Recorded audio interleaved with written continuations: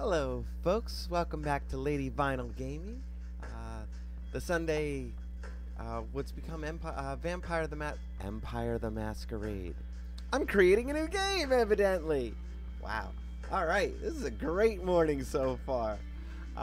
Thank you all who are putting up with me and joining us for what is the typical Sunday morning, Sunday afternoon, because it's 1 o'clock in the afternoon.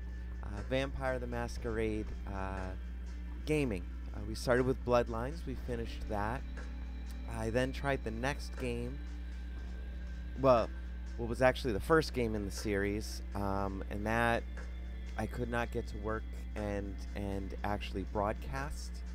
And honestly, I did not like it. There were not directions. There was no tutorial, and I couldn't do anything. So I was like, you know what? This is over. We're done. This is nope.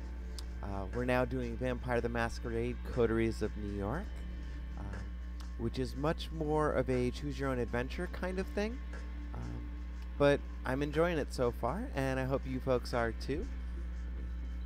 Do that. There we go. But yeah, it's working out at the moment, so I'm okay with that. We took a week off last week because I was away at my LARP, and I have no problems with that because is my life and what I do. Had a very fun time at that, but that's a story for a different thing.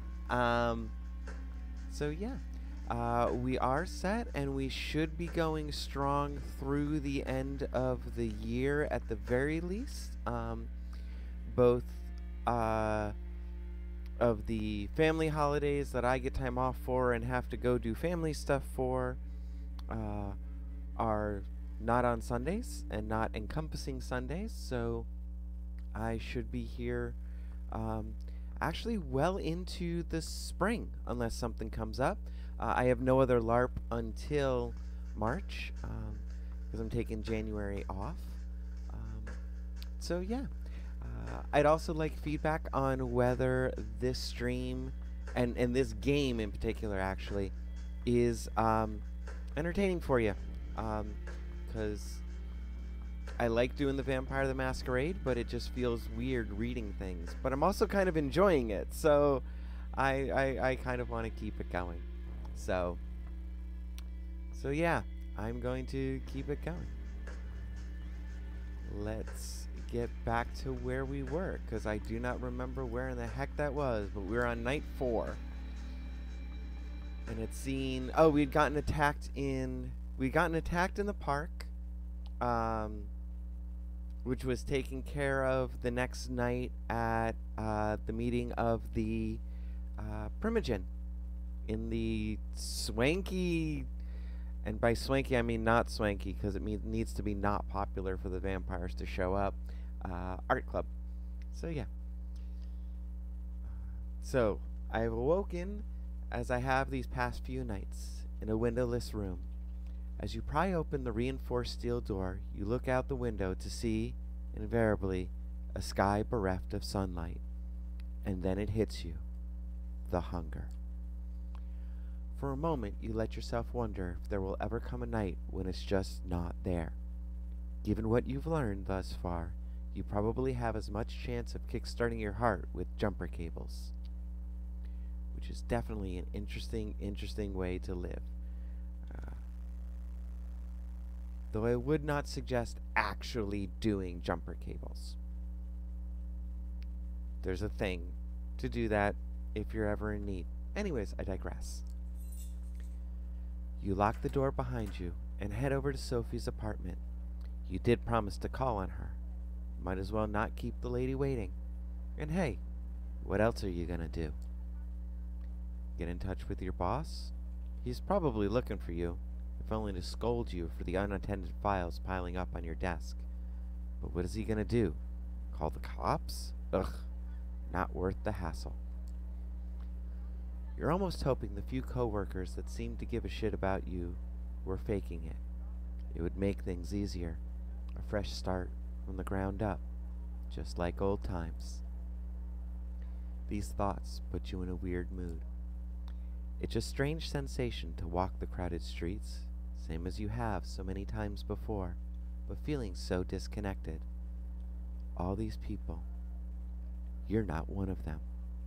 Not anymore. You're a vampire, kindred, and you need to carve your own path in this strange new existence, one way or another. Appropriately enough, you arrive at Sophie's building, just as that thought crosses your mind. A quick word with the security guard, and you're led into the elevator. Apparently, Ms. Langley is expecting you. Of course she is. You knock and wait, patiently, as the footsteps on the other side grow closer. Finally, the door opens, and Gregory, Sophie's driver, invites you in. You find the lady herself standing by the window, silhouetted against the city's midnight glow. She stares out, motionless, like a marble statue.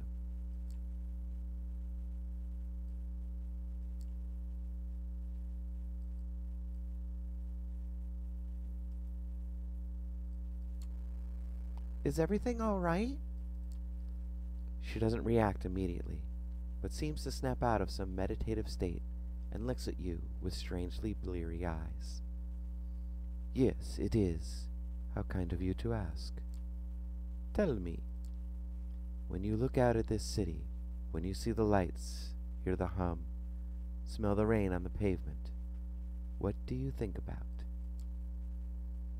You gaze out. The lights and rain, the relentless honking below. The relentless honking below. Music blasting from a nearby window, echoing off buildings. Someone should record an hour of this and throw it up on YouTube as an ambient piece. Other than that, though, it's business as usual. The sights, the sounds, the smells, you know them all too well. Sophie watches you. You can tell she's disappointed, somehow, but she covers it up with a courteous smile. Well, not everyone can appreciate the intricacies that the world offers. In fact, among kindred, my clan is somewhat notorious for finding innate meaning, even in the mundane. You see, the blood that flows within me is that of Clan Toreador. There are 13 such bloodlines among us kindred, though that number has been contested in the past, and these nights it seems that nothing is certain anymore. The clans have gone by many epithets over the years, but the names used these nights have their roots in medieval times, the original Inquisition, if you can believe it. They used these to categorize us, describe our inherent differences. In time, we adopted them ourselves. Each clan has a uniqueness about it, inescapable, originating from an ancient progenitor, carried from sire to child. For the Toreador, the gift lies in a sensitivity of sorts. We are uniquely attuned to beauty and ugliness both. We can see either, where most cannot. A blessing on most nights, occasionally a curse. The sheriff is of my clan as well, although you'd be hard-pressed to see him as such, poor Kadir. It'd break my heart to see him in this state. Still, there is a beauty to it as well, nothing like a good fall from grace. Try as she might to act playful, you can tell she genuinely cares. She lets her gaze wander for a brief moment, but it is quick to regain. She lets her gaze wander for a brief moment, but is quick to regain her composure. Then there are the Ventru, known for their pride and proclivity to rule over others. The prince represents that clan, as it is quite common in our society around the globe. Where the Blue Bloods think themselves rulers, the Bruja like to see themselves as preeminent revolutionaries. They call for universal rebellion while being slaves to their own temper. We don't discuss the rabble much anymore, not after they've largely broken off with the Camarilla. To think they were philosophers once, long ago. I hope to tell you more about some of the other bloodlines tonight.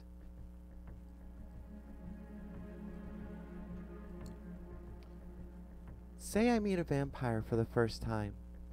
How can I tell what their clan is? Usually you cannot, with a few exceptions, perhaps. For some clans, the uniqueness I mentioned blends into their appearance or disposition, but even that can be misleading. Outside of a few very specific cases, knowing one's clan is less important than understanding who they are, personally. What drives them, their wants and needs, weakness too. Speaking of which, we come to the reason I wanted to speak to you tonight. It is customary in our society, especially among younger kindred, to organize into coteries. Sometimes these are called by the prince themselves, or mandated by a fledgling sire. But in our case, you may treat it as more of a strong recommendation. I want you to seek out companions, not only because you need to learn more about our society, but also because it is useful. True friendships are rare among kindred, but having allies, even temporary ones, is something of a necessity these nights. We might be selfish creatures, but we are drawn to each other nonetheless. True friendships are rare among... Oh.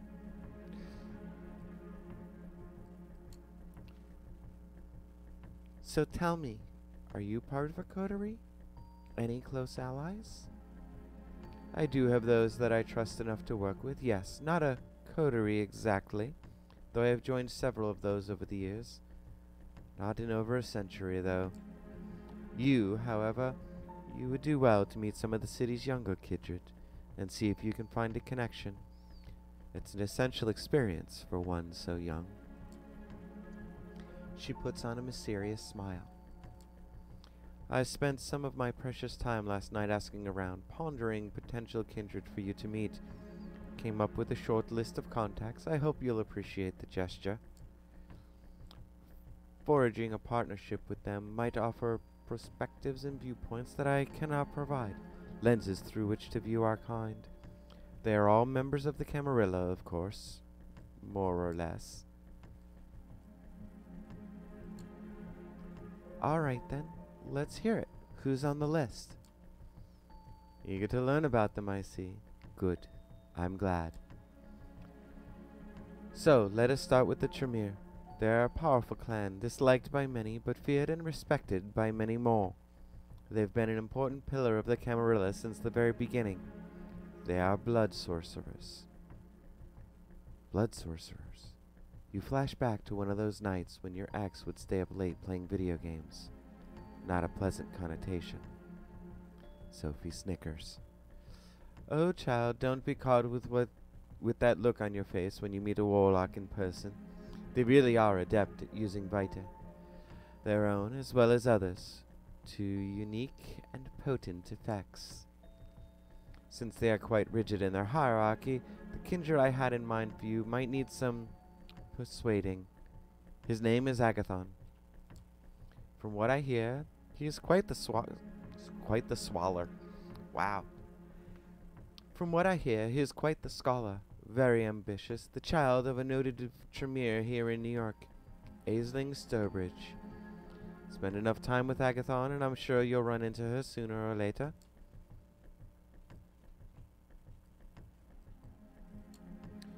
This whole blood magic thing sounds intriguing.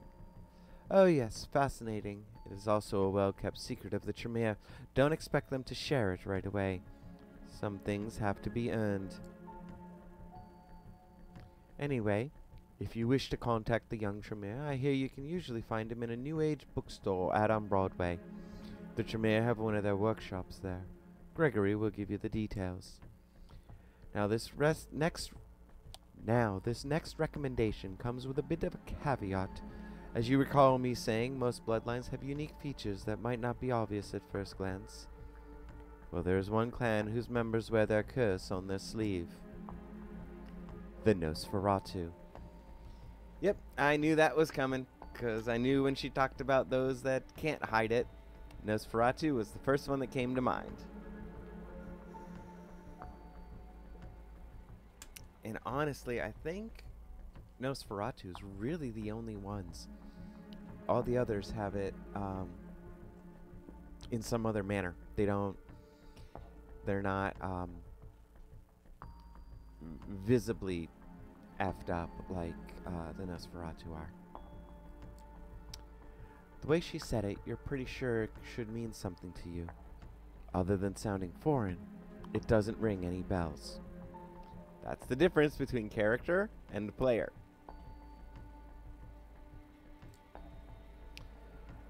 No wonder they make the havens and sewers, abandoned buildings and such. Their appearance is hideous and obviously unnatural. Had they walked the streets like other kindred, the kind would have learned of our existence long ago. Did she just shudder? It's hard to tell with her usual complexion, but you could swear her skin suddenly took on an even more sickly color. The one I have in mind isn't as big an eyesore as the worst of them, but he is no Adonis either. Still, he has some talents and connections that you might find useful. His name is D'Angelo, and he has an office, for lack of a better term, in the otherwise abandoned grain terminal in Red Hook, right next to one of those Swedish stores. The name escapes me, the one with the awful furniture. A Swedish furniture store? You mean IKEA? Yes, that's it. My mind struggles to retain things that are aesthetically displeasing. D'Angelo does odd jobs for Kadir, digging up dirt, locating kindred who would prefer to remain hidden, the kind of work the Nosferatu are best at. He's on a case right now, something to do with kind murderers, I think. After your initial brush with our dear sheriff, I think it would be wise to show some goodwill towards his agenda. Assisting D'Angelo with his investigation might be just the thing. And honestly, that sounds fun. She takes a brief pause to look out the window again. Now come the two more exotic proposals. Exotic, as if the blood mage and the vampire detective were business as usual. You may have heard about the Gangrel before. They are a wild clan to touch with their beast in a way others might not dare to attempt. They mostly keep out of big cities, but there are exceptions. Nominally, they've been a part of the Camarilla for over 2 decades, but the one kindred I would like you to meet has a strong, shall we say, familial ties to the sect. Her name is Tamika. Her sire, Jezebel, was instrumental during the Battle of New York back in 1999, the very same battle that cemented the city as a Camarilla domain. Sadly, her achievements have gone largely unrecognized. Tamika and a number of her siblings still reside in the domain they were awarded after the battle, Prospect Park. Jezebel herself left the city some years ago, fed up with being underappreciated.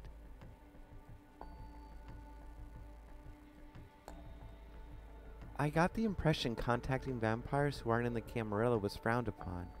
But you're saying these Gangrel aren't a part of that sect anymore? How does that work? It's not as clear-cut. The Gangrel as a whole have sworn off the Camarilla, but individual kindred of the clan can still hold our ideals. Jezebel was one of them before she became jaded. Besides, their domain in Prospect Park has been upheld by Prince Panhard for all these years, has it not? We consider them members of the sect, and they have, for the most part, kept to themselves. Perhaps it will take a young kindred such as yourself to make them realize where their loyalties lie. So you see, seeking out Tamika could prove quite educational, if nothing else. And who knows, perhaps you will find her temperament to be a welcome change of pace. But speaking of change of pace, I have one last suggestion for you, though it's one I don't make lightly. The kindred who calls herself Hope. She's a Malkavian. They are a uniquely cursed clan. For centuries we consider them mad, insane, unhinged, but those of us who spend enough time with them come to understand the truth. It is no sickness, but a unique perception of the world that has them appear to us as unstable, and that perception can prove to be very valuable. Having a Malkavian as your companion might be taxing on the nerves and a true test of patience at times, but their insight and intuition are unrivaled among kindred, As for Hope specifically, she is said to be a recluse, but I have it on good authority that she can currently be found in an internet cafe, I believe it's called, in Lower Manhattan. Gregory has the address. So, if you remember from Bloodlines, the internet cafe was also where they had a pornography studio that was doing porn that actually killed people and got invaded by the little things that the Sabbats leader sent, I believe. So, yeah. Where did you learn about her exactly? One of my colleagues told me about her. He considers her uniquely talented and tapped into the current fads among kind. Not something I am personally interested in, as I'm sure you know by now. I take his word for it, at any rate. Well, I believe that's all of them. I still have a few social calls to make tonight, so I'll leave you to it. Use tonight and tomorrow night to arrange some cordial visits of your own. I will send Gregory for you as soon as I have further need of your services. Oh, and that reminds me, you will need a car. Join us downstairs, won't you? She smiles once more and turns to her driver. He helps her put on her coat, and the three of you leave Sophie's apartment. Sophie points to one of the cars near the building as Gregory hands you the keys. It's a rather inconspicuous, compact car, a decent-looking, if not luxurious, ride. Stay safe, Jade. This is your first night alone. Don't let it be your last. As they drive away, you find yourself with more freedom than you've had for the past few nights. A blessing or a burden? Time will tell. I kind of find it funny how they set up these lights, because I have not seen lights set up like that in New York City. Haven't been to Radio City, but still. With a list of addresses in hand, you consider your next move.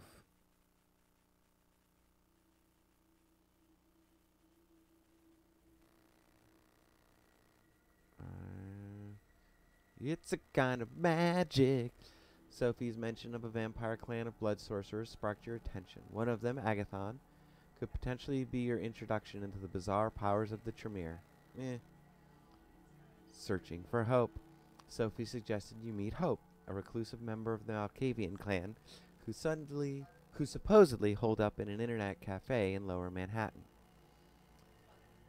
I really like the Malkavian. They're my favorite clan to play. Wow. Gumshoe in the Dark. A recent string of violent killings has the Red Hook district of Brooklyn on edge. Sophie mentioned that Kadir al-Asmi had a secret associate investigating the murders, a Nosferatu neonate by the name of D'Angelo. If you help him out, he might be persuaded to form a lasting partnership. Jezebel's Childer. Sophie mentioned a gangrel neonate by the name of Tamika, who made herself a haven in Prospect Park. The Farrells aren't exactly a social bunch, even by kindred standards, but if you can keep her from clawing your eyes out just long enough, she might be persuaded to join you. We wanted to do that. As you make your way down Clinton Street, the incessant hum of traffic gives way to the ominous silence of the waterfront.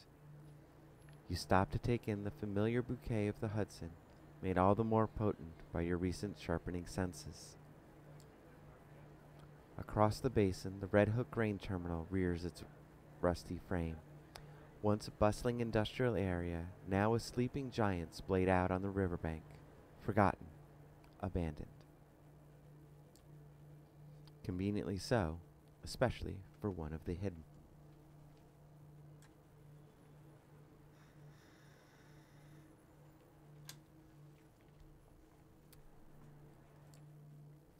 Keeping to the shadows, you sneak closer to the dilapidated... Wow. Keeping to the shadows, you sneak closer to the dilapidated... Keeping to the shadows, you sneak closer to the dilapidated complex, making your way past hole-ridden silos and wobbly chain-link fences. That's the best I'm going to get at the sound. By the time you reach the entrance to the main building, you can almost feel the rust particles making themselves cozy at the back of your throat. Not getting your hopes up, you give the doors a slight nudge. To your surprise, it gives almost instantly. Looks like someone's been using it recently. Once inside, you find yourself in a large empty hall. Looking around, you can almost picture it back in its heyday, stacked to the rafters with heavy machinery. You notice a set of stairs leading up to a mezzanine, most likely an office space, and then you see it. A faint light coming from one of the upper rooms. Looks like you're in luck. Quietly, with bated breath, you climb the stairs and approach the dimly lit room. The door creaks open, revealing what looks like an old-timey detective's office, complete with crooked window blinds, an overflowing ashtray, and paper scattered across a wooden desk. Suddenly it hits you. That nagging feeling. This is all too convenient, too inviting. Before you can react, the trap is already sprung. A plume of cigar smoke wafts over your shoulder. The barrel of a gun rubs against your spine. A raspy voice whispers in your ear. Let me guess. Took a wrong turn at the third silo?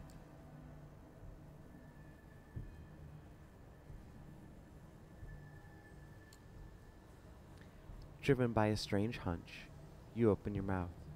You hear yourself talking, but the words are not yours. They seem to be coming from the deepest recesses of your memory. A movie you saw as a child. You don't know why, but it seems oddly appropriate. I know what you're thinking. This punk ain't got nothing on me. I'm sitting pretty on a loaded Colt detective special. 5 in the cylinder, 1 in the chamber, and I only need the 1. As corny as it all sounds, the stranger seems oddly receptive to your tough guy monologue, so you decide to bump it up a notch. Focusing your will, you boost your aura, filling the room with your presence. Your voice becomes smooth, oozing with charisma, a regular Sam Spade. You yourself can't help but feel a sense of awe. Hopefully the stranger feels it too. But then there's this nagging feeling. What if there's more to this gal than she lets on? What if she's got me right where she wants me?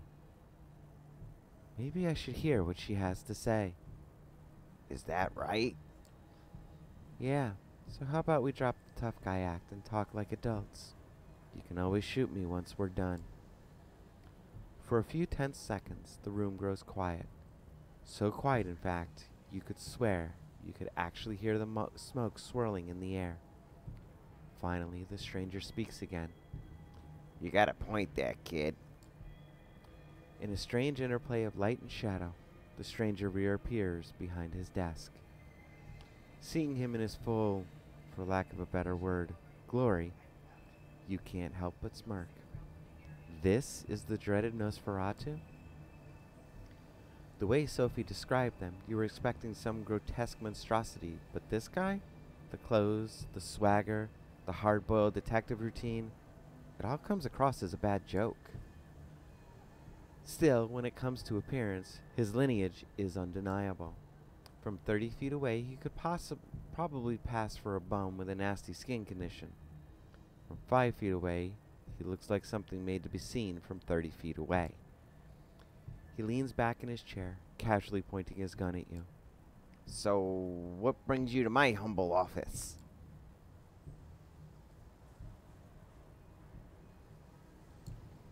I'm looking for a Nosferatu. I'm guessing you're it.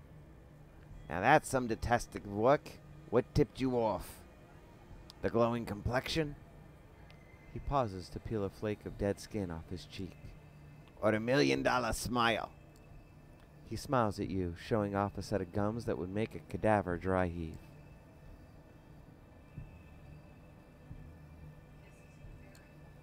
Charming. I see why Kadir keeps you around. His expression sours. Not a name you want to casually toss around, kid. But hey, I get it. You're not some random schmuck who wandered in here off the street. So let's get down to the nitty-gritty. Name's D'Angelo. Gin to my friends, so you can call me D'Angelo. Who I work for is less important.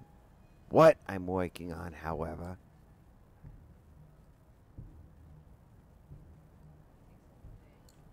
isn't going so well. I think you could use some help.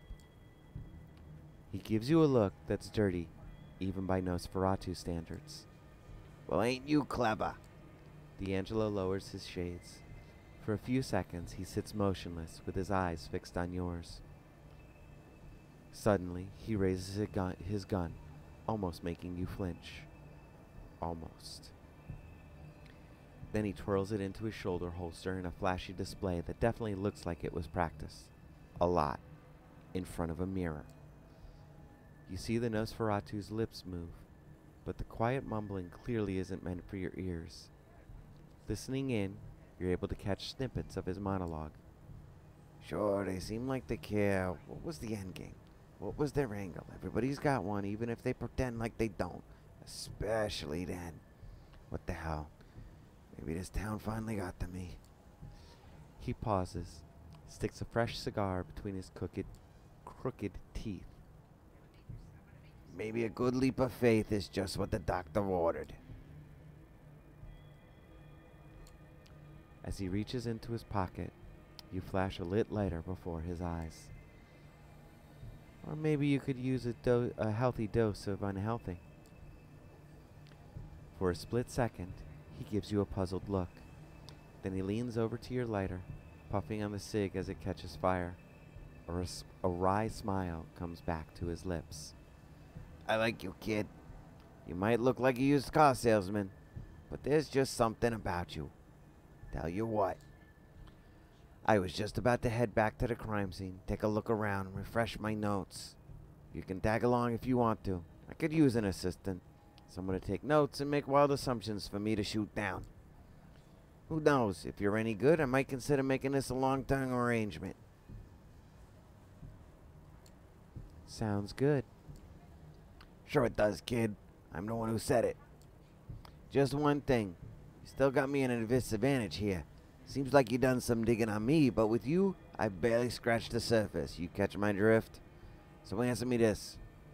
Who was it that sent you into my neck of the woods? Or in layman's terms, who do you work for?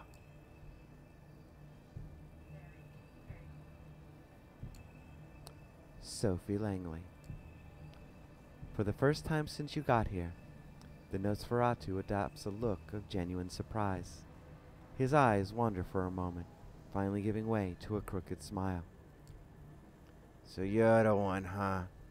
The fledgling the Toreador dame spared. Yeah, that would make sense. Don't think she'd appreciate you throwing her name around.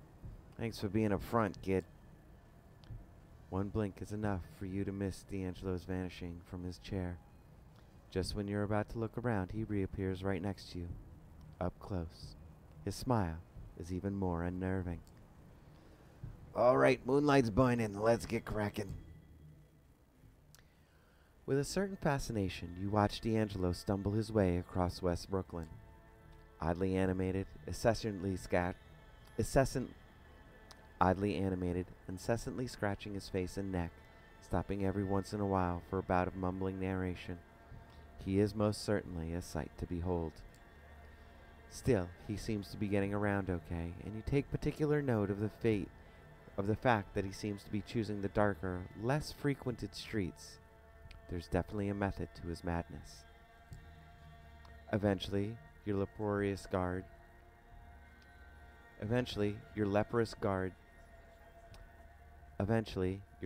guide takes a sudden turn off of Van Brunt Street and into a particularly dingy alleyway. The torn pieces of yellow police tape are a dead giveaway. This has to be the place. Well, here we are. Time for you to earn your stripes. This is where they found him. Drained dry. Not a drop of blood in him. And before you ask, no, I didn't get to see the body, so I don't know if there were any bite marks. So, what can you tell me? You take a moment to examine the crime scene. Judging by the chalk outline on the pavement, the man was killed recently. Curiously, doesn't appear to be a trace of blood or viscera, and you know the city's cleanup crew isn't that fast or that thorough. Looking up, you notice a spray-painted sign on the wall. It reads, "The Blood Speaks," in big crooked letters. You look at D'Angelo. The Nosferatu gives you an expecting look. Did you say the victim was drained dry? Because I don't see a trace of blood anywhere. Good eye, kid. It's the details that count. And given that the murder was committed right here and the victim didn't make a sound, you can therefore conclude that the killer was Kindred. Bingo! Only a Kindred could drain a human this quickly, this quietly, but not just any Kindred. Take a look at that graffiti. What do you think it means?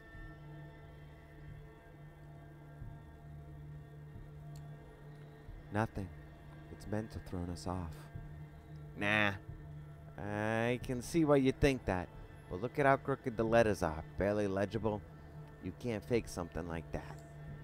Someone was very nervous. Very scared. It definitely meant something to them. Tell me, if you were to guess, which clan would you say our killer belongs to?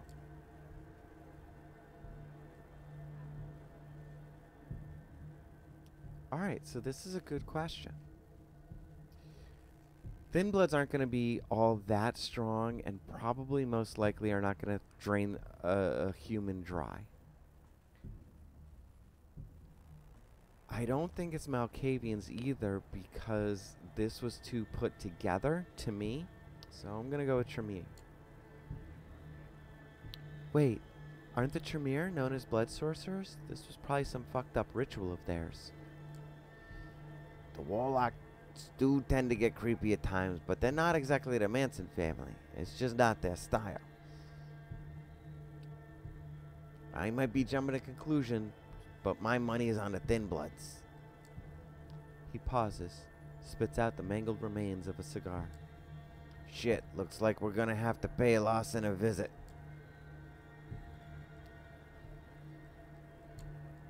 You don't sound too happy about it. It's complicated. Lawson's got a neat setup for a Thin Blood anyway. Lives with his family. A mortal family, mind you. Even though he's a primogen, he's managed to shield them from Kindred politics, and that takes some doing. Not sure if he knows who the killer is, but he could probably make an educated guess. In any case, we'd be doing him a favor. If it turns out one of his is violating the masquerade, it would put him in a hell of an awkward position. And I mean shitting upside down awkward. It's the kind of weakness the other primogen would love to exploit. His position in the council is bad as it is. He pauses for a moment and mumbles to himself, but it's too quiet for you to make out. Finally, he lights up a fresh cigar. He takes a puff and lets the smoke escape through his crooked smile. Alright, kid. Let's get this over with. Compared to the industrial ugliness of Red Hook, Sterling Place is quite a change of scenery. The heavily gentrified and pleasantly dull residential area emanates the sort of peaceful apathy that rich hipsters scoff at and blue-collar workers dream of. All of a sudden, the Nosferatu stops. It almost seems like he was taking a deep breath, steeling himself for things to come. This is the place. With that, he points to a surprisingly nice-looking two-story house. The place is almost completely dark. Almost. You notice a dim light shining through the curtains of an upper-story window. It's probably safe to assume that the head of the family is working late, especially if the head of a family happens to be a vampire. Okay, kid, you gotta be gentle about this. I'm talking velvet gloves, soft cushions. You ring, me lord, gentle. We need to get Lawson out here without making a fuss or letting his family see us. If we blow this, he'll shut down like a speakeasy on raid night. Trust me, I know. That's not the choice I wanted. Let's get to it. Right you are. Tell you what, how about you take the lead on this one? I'm curious to see how you handle it. You take a step back and look around the area. The lit up window seems like a safe bet. Now it's just a matter of getting Larson's attention, his, and no one else's. As you're trying to come up with a viable strategy, you are suddenly startled by a loud noise. It takes you a second to identify the sound as a dog's barking. It doesn't take you long to figure out where it came from, as a bearded man leading a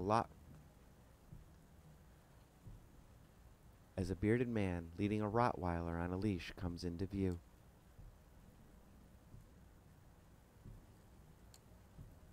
You kneel down, pick a rock off the lawn, a small one.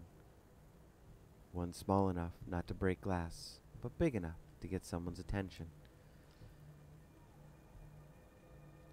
Deftly, you chuck the rock at the window.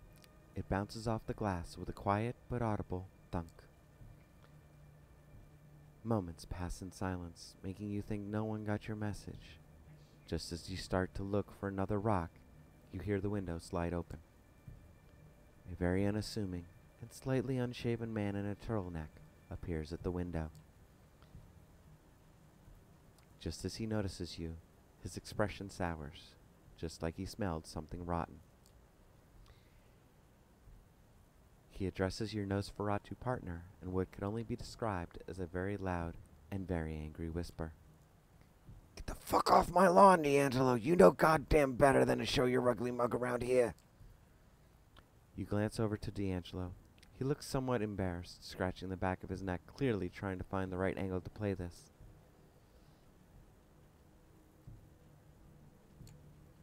"We wouldn't have bothered you if this wasn't important." "Jade, stay where you are." You wait out in the lawn, listening to Larson quietly making his way downstairs. Before long, he appears on the porch, locking the front door behind him.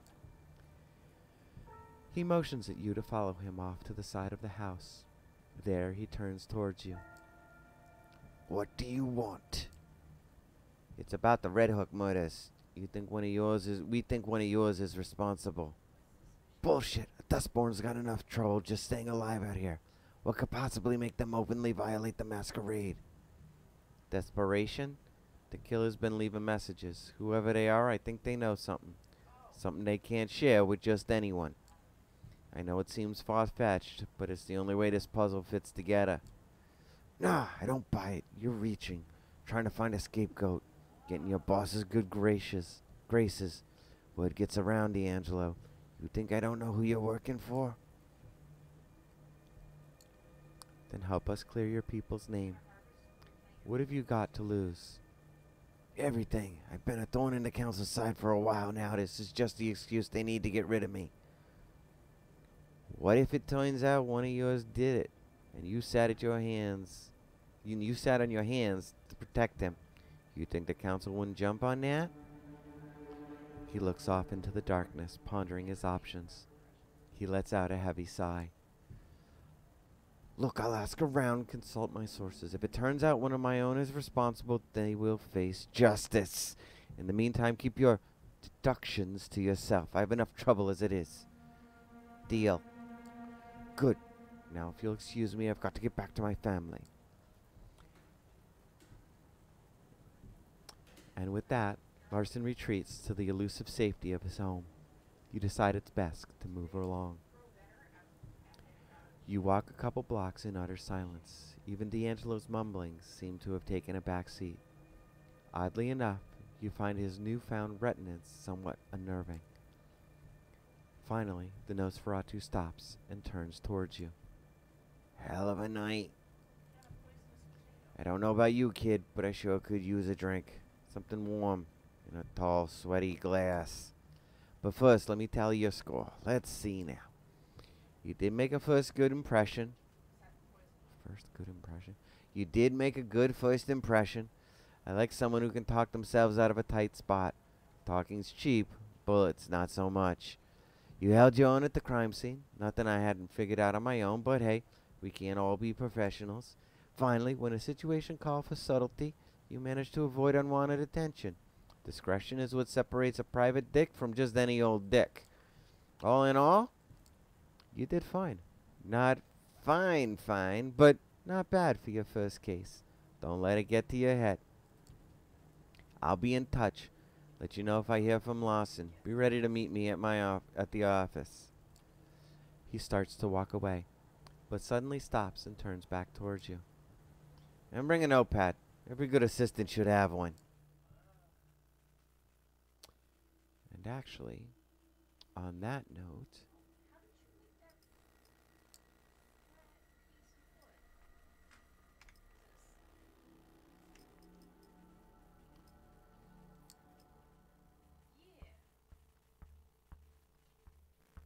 oh, that's fine. On that note, we are going to call it a night for tonight, or for today. I hope you enjoyed joining me.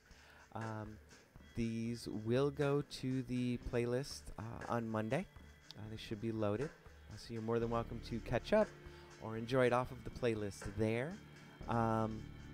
Yeah, I kind of like reading this and doing that. So I am going to keep this going, but I don't know if I get the feedback that it's really not what folks want for a video game stream. I will change the Sunday game and then just do this directly to the playlist. Also, too, for those of you who would like to join me on my OnlyFans, that is up and running. The link for it is on the Lady Vinyl Facebook page. The other sites do not have content yet, but I will be working on that, too, eventually, most likely. But yeah. So, thank you for joining me, and I will see you next week.